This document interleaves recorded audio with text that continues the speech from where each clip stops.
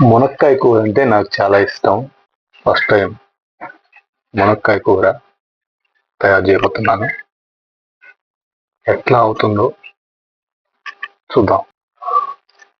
First మునక్కాయలన్నీ cut చేసుకొని పీసులు తీసుకొని లవరాలు వేసుకోవాలి. తరువాత ఉడకబెట్టుకోవడానికి కొన్ని నీళ్లు పోసుకోవాలి. 10 నిమిషాలు పొయ్యి మీద పెట్టి ఉడికించుకోవాలి.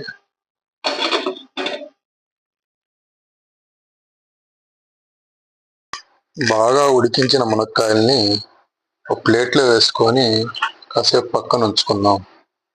పొయ్యి మీద ఒక కడాయి పెట్టుకొని కొంచెం నూనె వేసుకుందాం. తరువాత 2 ఉల్లిపాయల్ని సన్నగా తురుముకొని నూనెలో వేసుకుందాం. ఒక అర చెంచా కారం వేసుకుందాం. పసుపు కొంచెం వేసుకుందాం.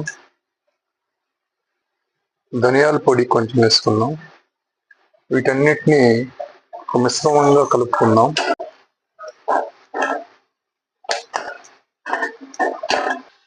ప్రస్తుతానికి మనకు సాంబార్ పొడి లేదు కాబట్టి రసం పొడినే ఉపయోగించుకుంటున్నాం.